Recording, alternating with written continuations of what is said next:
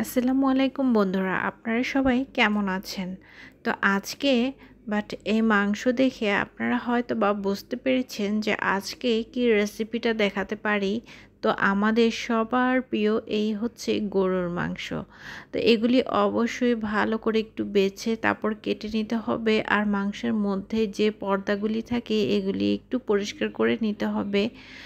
আর আমি এখানে মশলাগুলি যা দিয়েছিলাম তো সেগুলি হচ্ছে সরিষার তেল, আর হচ্ছে সেই সাথে পেঁয়াজ কুচি, বেশি করে একটু পেঁয়াজ কুচি দিবেন। আর পেঁয়াজটা অবশ্যই ব্রাউন কালার করার পর আদা রসুন বাটা, সেই সাথে হচ্ছে ধনিয়া গুঁড়া, আর দিয়েছি পরিমাণ মতো হলুদ মরিচ। আর মরিচের গুঁড়াটা একটু বেশি করে দেই, কারণ এটা না দিলে আসলে এই মাংসের টেস্টই থাকে না। আর দেখতে পাচ্ছেন একটা এরকম কড়াইতে মাংসটা প্রথমে কষিয়ে নিব, আর দিয়েছি তেজপাতা। তো ভালো করে কষানোর পরে দিয়ে দিয়েছি পানি। পানিটা যখন বলক আসবে ঠিক তখনই ঢাকনা দিয়ে ঢেকে দেব মৃদু আঁচে।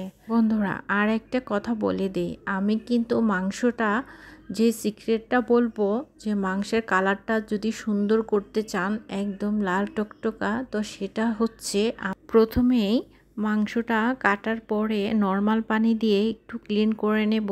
এরপরে গরম পানি দিয়ে মাংসের মধ্যে দিয়ে দিব, আর মাংসটা ভালো করে নাড়াচাড়া দিয়ে ময়লাগুলি বের করে নিতে হবে। তো এই যে দেখতে পাচ্ছেন এটা হচ্ছে শাক বাটা। তো এটা আমি একবারে ব্লেন্ডার করে ফ্রিজে রেখে দিয়েছিলাম, তো এখন বের করে নিলাম। তো বেশি করে করেছিলাম, তো এই জন্য আমি ডিপ ফ্রিজে রেখেছিলাম। আর এখন আমি একটু আগে বের করে রেখেছি। তো এখন এটা আমি গুলিয়ে দিয়ে দেব। তো এটা কিন্তু প্রসেসটা আমি অনেকবারই দেখিয়েছিলাম ভিডিও করে। তো এইটা হচ্ছে রসুন আর হচ্ছে পেঁয়াজ, তেজপাতা, জিরা সবগুলি একসাথে ভালো করে তেলে ভেজে তারপর শিলপাটায় বেটে নেবেন, হয়তোবা ব্লেন্ডার করে নেবেন। এরপরে হয়ে গেল ছাক বাটা। তো এটা দিলে কি হয়, মাংসের গ্রেভিটা খুবই ঘন হয় আর খুবই টেস্ট বেড়ে যায়। আর আপনারা ইচ্ছে করলে বন্ধুরা এই ক্ষেত্রে ব্যবহার করতে পারেন জিরা গুঁড়া। তো এই তো আলুগুলি ভালো করে এভাবে করে ছিলে নেওয়া হয়েছে। এখন এরপর ক্লিন করে আবার পিস করে আবারও ক্লিন করে নেব। তো দেখতে পাচ্ছেন বন্ধুরা, আর অবশ্যই একটা থেকে উঠিয়ে ধুয়ে নিতে হবে, কারণ এই আলুর মধ্যেও অনেক বালি বা অনেক ময়লা থাকে। তো এই জন্য এটা একটু ভালো করে ক্লিন করে নেব। যখন অনেকটা হয়ে আসছিল ঠিক তখনই দিয়ে দিলাম এইভাবে আলুগুলি দিয়ে আর একটু নাড়াচাড়া করে ঢেকে দিয়ে দেব। তো এখন হচ্ছে যখন আলুটা সেদ্ধ হয়ে যাবে ঠিক তখনই দিয়ে দিতে গরম মশলা। তবে এটা হচ্ছে যার যার ইচ্ছা, আমরা বেশি একটা খাই না, তবে একটা শুধু দারুচিনি দিয়ে দেব।